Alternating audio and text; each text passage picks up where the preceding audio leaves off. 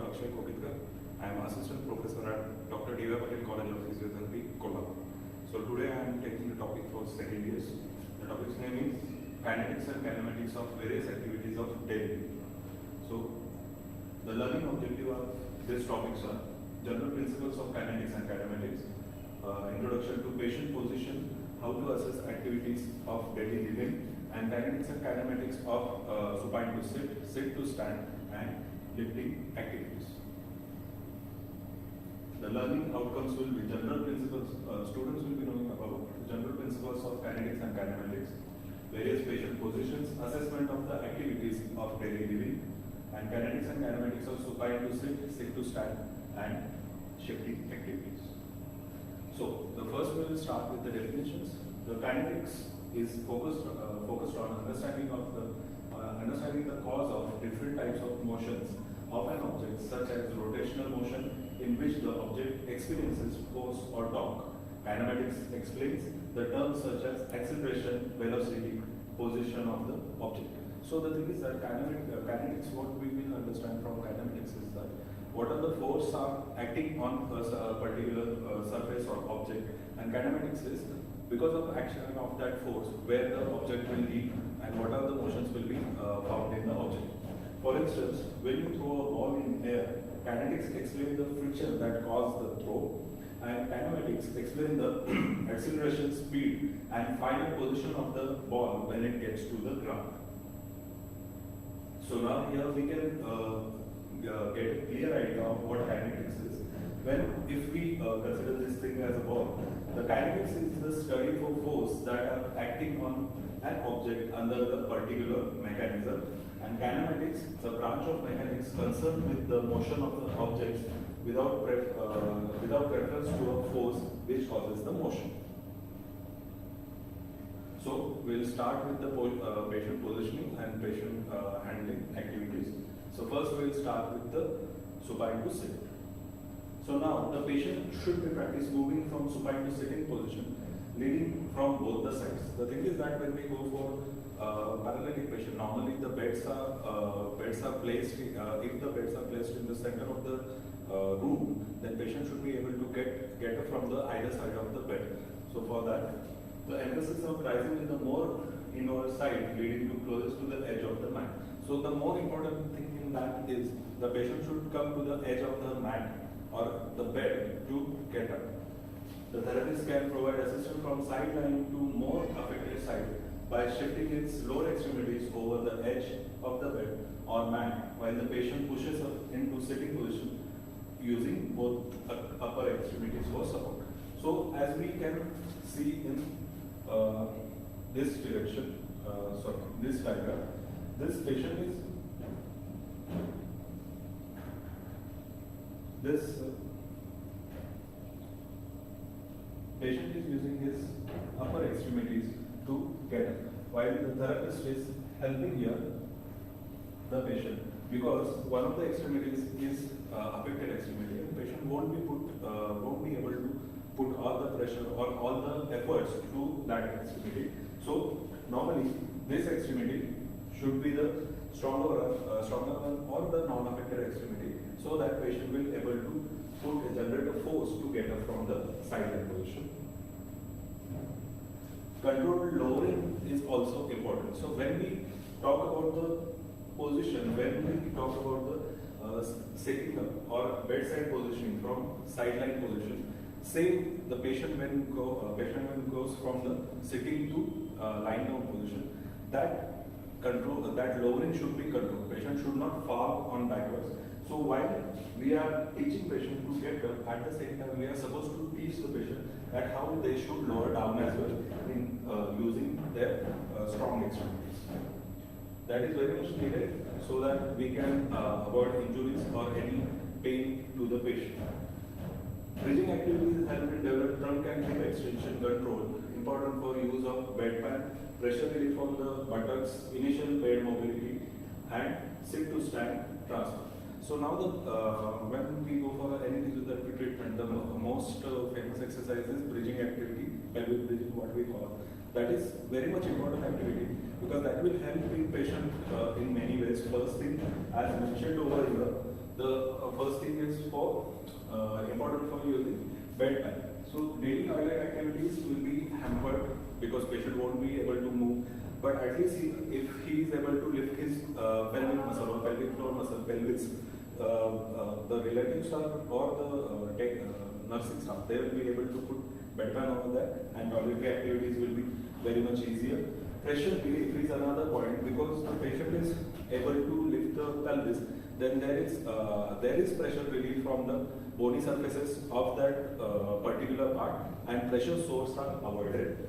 And initial bed mobility as a scooting activity and sit to stand transfer. Any activity when patient is doing, he need to have core strength. That is the very generalized term for trunk muscle strengthening and pelvic muscle strengthening. So patient need to have that. So to develop core strength and pelvic muscle strength, patient need to go for pelvic muscle strengthening or bridging activities. That will also help him in sit to stand, and while standing as well, to maintain the balance. The next part is, it also develops advanced lower extremity out of synergy control, hip and knee extension with knee flexion, and stimulates the early weight bearing through the foot. So with that activity, when we are not able to make patients stand, we can go for pelvic bridging activity. In that activity, what we can do, what will happen is that affected limb is also able to bear some pressure, and that will the pressure which is going on the joints, that will activate the surrounding muscle, and for strengthening and other activities it can be used. So to put pressure and for weight bearing activities of lower limb, we can use the pelvic bridging activity. Bridging activity includes independent assumption of pressure, holding in the posture and moving the posture. So once the patient is able to go for pelvic bridging activity using both of his legs, then we can go for flexing the affected limb and putting on the non-affected limb, and unilateral pelvic bridging, we can go for unilateral pelvic bridging. That will help in increasing more strength to the pelvic muscle. And later on we can go for affected side. Affected limb will be with the help of only affected limb, the pelvic bridging activity will be done. So these are the modifications which are need to be done to increase the pelvic muscle strength of that person, and that will be going further, because pelvic muscle strength is, as I told you, is very much required for all the activities of daily living. Increase difficulty level by changing the foot position. As I told you, that first we'll go with the unaffected limb, lifting the pelvic muscle or lifting the pelvis, then we'll go for the affected limb, lifting the pelvis. Now we'll go for the sitting activities. Why sitting is important? Normally what we will see is that sitting is very easy activity, but it is not that easy for the person with hemiplegia or other neurological disorders, or patient who has undergone surgery recently. So that is also very much important. First thing is that early training in sitting should focus on achieving a symmetrical posture with the proper spine and pelvic alignment. So normally what we will see is that if a hemiplegic patient, if you consider, whatever side is affected, patient, whenever we make a patient sit, patient will be stooping to that side. So first thing we are supposed to administer is that symmetry while while patient is sitting, that should be between in spine and pelvis. So patient should be sitting in symmetrical, like he should not be moving to each or either sides. The pelvis should be neutral and spine should be straight. So that is a normal thing when we go for the symmetry. Pelvis should be in neutral position normally, as I told you, that if one side is affected, then pelvis might lift upward from that side, and spine will be flexing on the lateral side. So that should be avoided. Feet should be flat on the support surface. That is very much important. The thing is that hanging feet won't give patient confidence about sitting that patient is stable while he is sitting. So if possible, we can lower the bed, or another possible thing is that we can give a stool or anything to support his foot while he is sitting. Supported foot will give him a feeling of stable. He is stable while he is sitting. Typically, patient with stroke will sit asymmetrically with weight more on the less affected side. Okay, so asymmetrical sitting, as we discussed, it will be on the less affected side because patient will try to compensate the movement from activating the less affected side muscle, and to the other side the movement will be going. Pelvis in the posterior tilt and upper trunk will be flexed. So in and out, kyphotic posture will be there. Pelvis will be in the posterior tilt and patient will be in the kyphotic posture. So that's why the first point has said that it should be symmetrical, and after that it should be spine should be straight. Lateral flexion to the affected side is also common. So there are, as mentioned earlier, the patient muscles to the normal sides are hyperactivating and the flexion toward that side might occur. But in some cases, the patient might stoop to the affected side as well. So the only point what is highlighted again and again is that symmetry while sitting in the spine should be straight and pelvis should be neutral. That is highlighted in every point over here.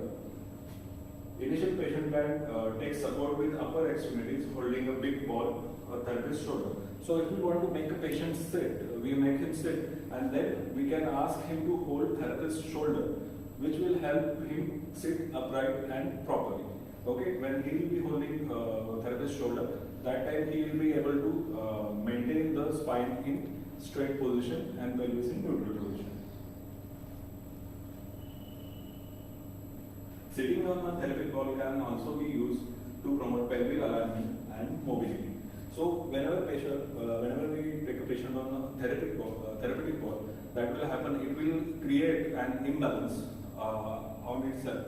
So what will happen is that when the patient is moving or patient is trying to maintain the balance, all the muscles of his trunk stabilizers muscles will be activated and generating trying to stabilize the patient.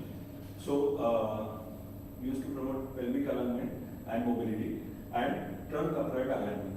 So by giving perturbations from side to side and front to back, we can activate all the muscles like extensor spine, lower back extensor and oblique muscles will be activated with those movements, and that will help in stabilizing patient's trunk and upper body.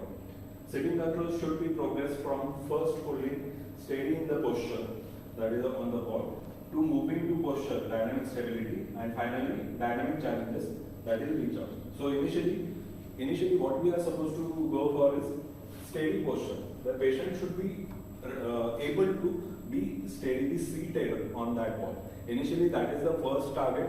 After that we can go for the moving posture, as written over here, that is dynamic stability, and third finally will be dynamic challenges. The dynamic stability will be done with the patient will give a slight perturbations to the ball, and patient a slight disturbance or balance will be lost by patient and then recovered. That activity again will help in generating or activation of trunk stabilizers, and last will be dynamic challenges. That is reach out. So we will make the patient sit on a ball. His legs will be supported on the ground, and after that we'll start with the reach outs with various objects and to the either each side of his hands, and patient is supposed to touch those objects. That will again increase dynamic stability of patient while he is sitting on the ball. Lateral bed shift to the more affected side is typically are the most difficult. So the thing is that when patient is conscious about one of his side is more affected, he won't be taking weight shifts on that side because he's trying to avoid the fall. So what we are supposed to give is give patient confidence about that patient is very stable, we are with him, and then we can go for lateral weight shifts, and that the way the lateral weight shifts can be achieved. The patient should also practice scooting sitting, that is butt walking, to ensure mobility and pressing, putting pants on. So scooting, butt walking is when you sit in a long sitting position, and when you lift one hip, then you lift another hip, then another. So that will help in moving from the bed, and for dressing, that is putting pants on. When you lift the hip, he can put the pants on, and that will help in those activities as well. Next we will go for sit to stand activity. The thing is that it is very much easy when you don't have any conditions which are hampering your normal routine behavior or routine patterns. But when we go for hemiplegic patient or stroke patient, they have lost their controls on their limbs and other activities. So for those patients or patients who have just came out of any big surgery, major surgeries, or have a generalized weakness related to any other diseases.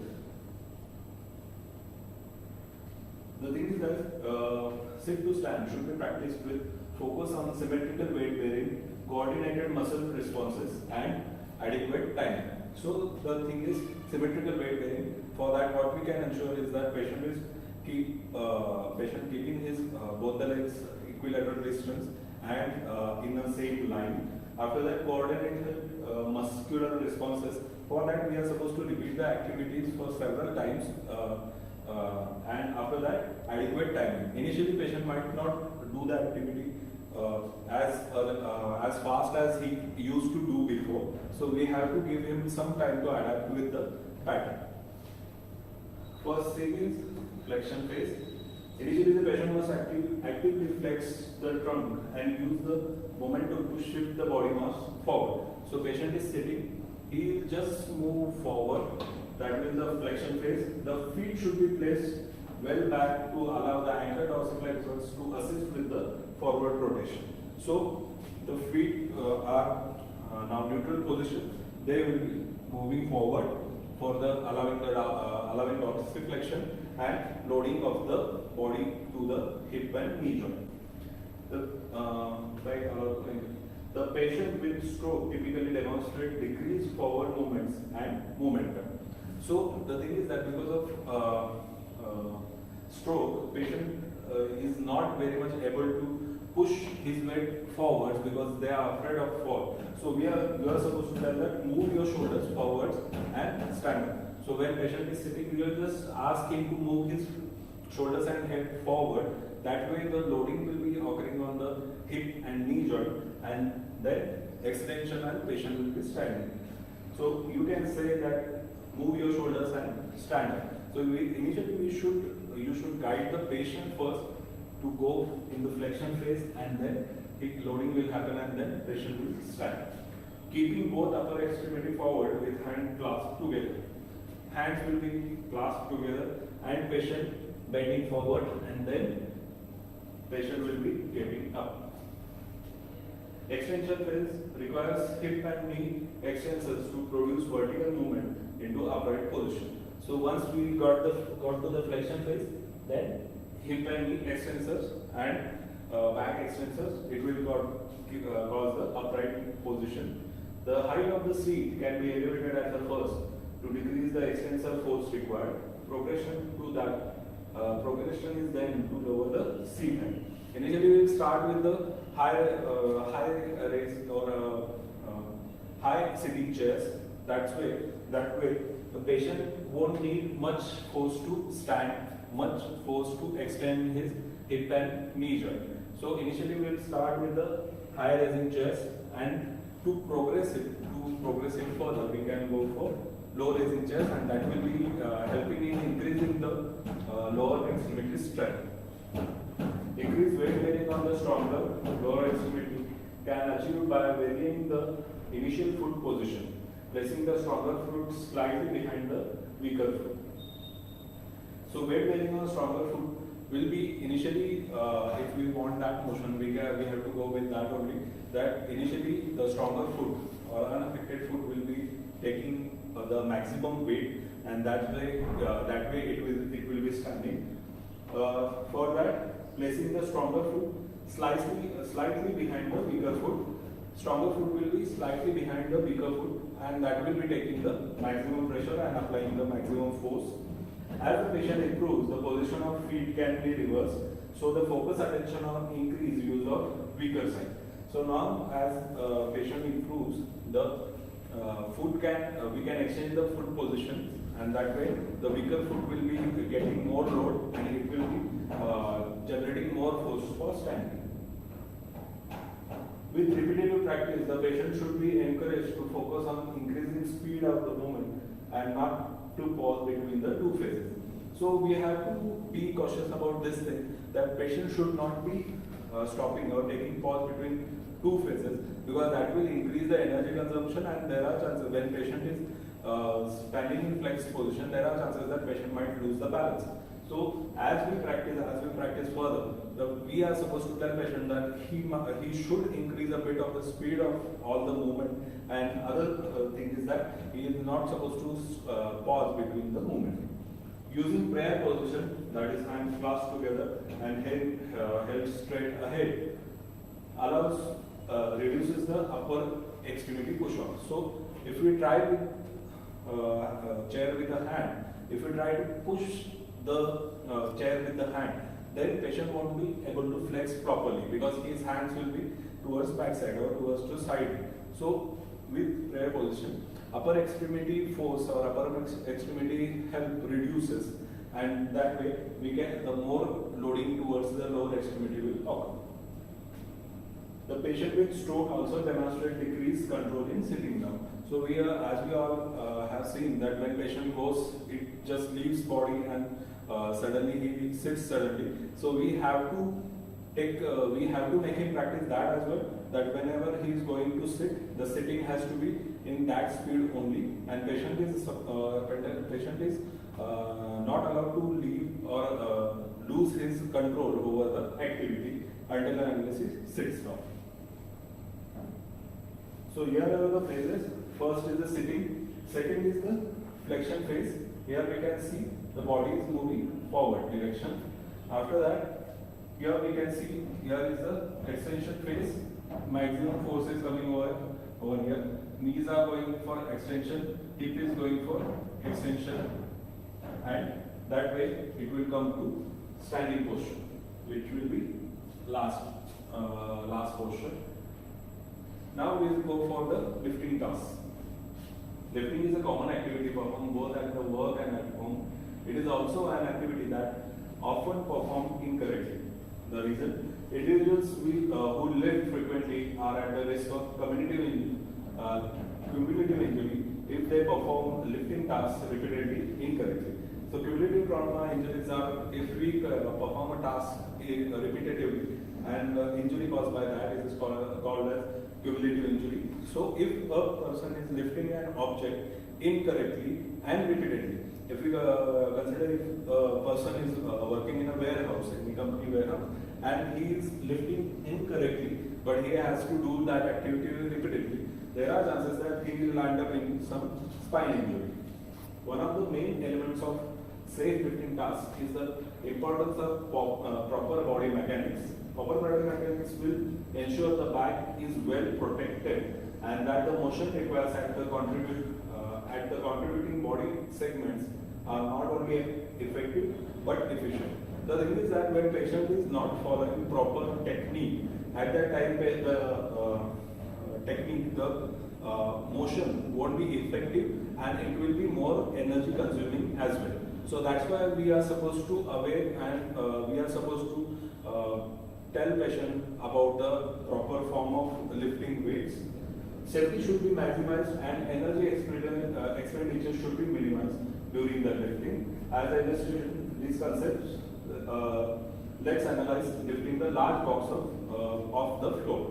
So energy consumption should be minimized. The reason behind that is if minimal energy is consumed, then the person will be able to work for more time, and safety should be maximized. Safety, as we discussed above, if we don't do it safely, then patient might land up in an injury. The movement begins with the active posture set by the head and trunk and pelvis. The individual holds his and her head and trunk in a midline alignment and stabilize the lumbar spine by moving the pelvis into its neutral posture. Initially, before starting, patient will be starting with the pelvis in the neutral posture and head and body in aligned posture. At no time during the activity should the individual flex his spine. So, when patient is bending forward, other than bending like this, patient has to bend with the knees and Spine will be supported, spine will be straight all the time. At any point of time, from going down to lifting up, the person is not allowed to flex his spine. It should be remain in its properly aligned position, using the hips to move the torso rather than the back. So the back should be straight at all costs, and it should be lowered by the knee joint other than lowering or flexing the spine.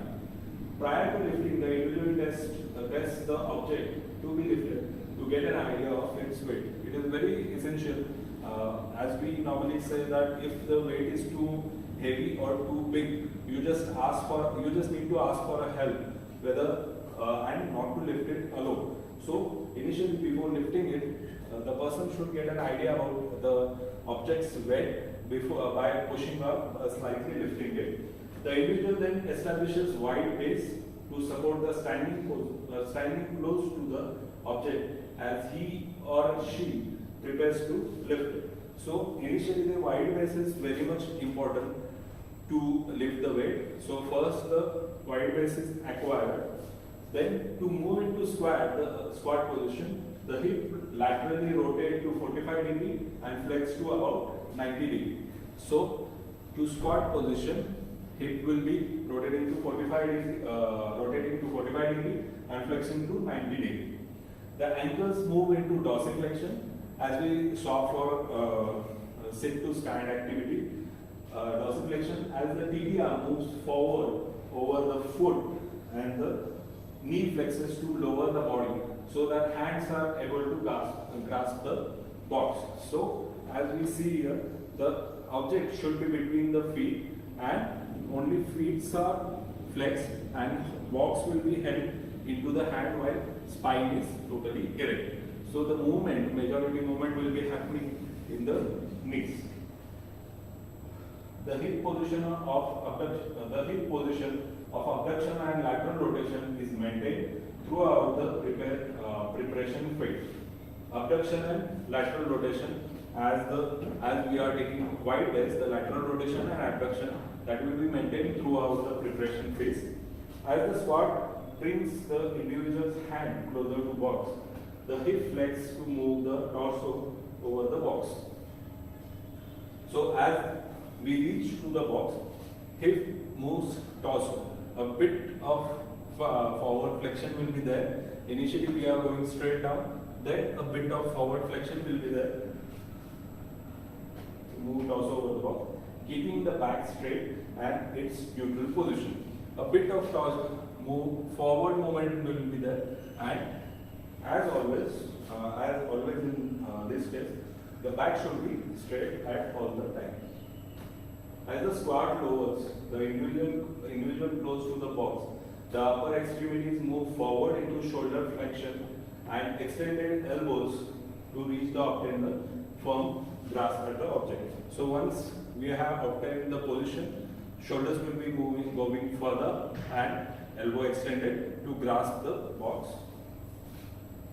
To begin the lift the box, the hands obtain secure grasp on it, finger flexion with the shoulder girdle, elbow, wrist and muscle to set to accept the weight.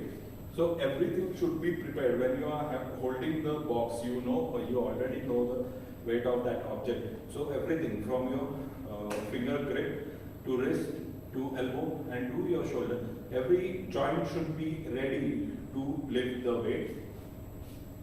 The box is then moved closer to the body with trunk erect and individual moves to stand. So when we got the box, if it is a bit far away, when we are getting up, we are supposed to pull it closer, and then we can go for standing position. Once the box is secure, the standing motion accomplished from the power of lower extremity. So again, when we are getting up, all the force will be coming from the lower extremities, and force with motion accomplished from the power of this, and the whole power will be given for the movement will be from the lower extremities, while back or the lower back remains steady or straight. The standing motion is initiated by the hips and knees. So initially, as we saw in sit to stand as well, it will be starting from hip and knees only, because anyways the spine is erect already. As the individual stand, the box remains close to the body, the trunk maintains its neutral position, and the feet maintain wide base of support. So as we can see in this diagram, initially when we are going for it, initially we will go for knee flexion, hip flexion over here. Box, another thing we are supposed to tell is that box should be, the weight should be, if it is possible, it should be between your legs. So as we can see over here, it is between his legs. And now the main thing is that this back is totally erect. It is spine, he is keeping the spine straight. Then the position seat, hip is going downwards, while the back maintained in straight line. While lifting as well, only torso is moved forward, okay, and after that the back is maintained straight in that position, while the knee and hip are flexed. Once he grab the box, okay, at this time and at this time, his fingers, elbows and shoulders are getting ready to load or lift the box. After that, while lifting, the movements will start with hip first, and then along with that, knee extension will occur while all the phases the back is erect. Then, while doing that, while standing again, the box will be pulled closer to his body so that he don't need to move further. And when the box is lifted, pelvis comes to neutral position and these are extended. So these are the several ways to lift the box. For carrying the box, main thing is that it has to be a bit near to your waist level, so that you don't need to bend forward. So to avoid that, we can hold it to our waist level. Another thing is that, as you can see here, it should be close enough or touch to your body so that the forward motion won't happen. You will be standing erect with the weight. Now, while lifting as well, the weight has to be close to your body, and the weight has to be close to your body. And as you can see over here in all the diagram, the spine is erect in all the diagrams. So the thing is that a small common saying is that you lift with your knees and not with your back. So while lifting also, we can see over here that it is not done with his back and mostly with his knee. Now while climbing up as well, only the hands are holding and shoulder is prepared for the holding of that particular box, and the climbing can be done. While pushing weight, it is quite easier to push the weight than pulling it. So while pushing, again, to remain one thing is back has to be straight, back has to be erect, and it has to be maintained. Erect back should be maintained, because then if you go with the flexed posture, then the whole load might come on your back and might land up in injury. So while pushing it as well, you are supposed to go with all the joints will be extended, so that the force what you are applying will be directly acting on a substance, and substance or an object, and object can be moved further. Here we can see the same thing. He is maintaining his back, the back is erect, and after that the load is shifted, and that way the load can be shifted further. So these things are very much important for normal human being as well as heavy weightlifting workers. As we can see in various industries, normally for the industrial workers, the lifting activity is very much important. They normally have either heavy weights or very long weights that will cause, if they try to lift it alone, that will cause an injury to their back, and and that will avoid injury or serious problems as well. So what we are supposed to advise them is that while lifting weight, you are supposed to proper follow set of your motions. That is, main thing is that lift from your knee and your back should be erect all the time. And while lifting and pushing activities as well, when you are pushing, your back should be straight, erect. After that, what we are supposed to do, what we are supposed to tell them is that whenever they are holding a big weight, doesn't matter whether it's too heavy, if it is light as well, if they are holding a big or huge weight, then they are supposed to ask for help as well, as that weight, the size of weight might pressure or put a pressure on their back as well. So for that, we can go for these particular sets of the proper positions, so that we can, person can avoid the back injuries.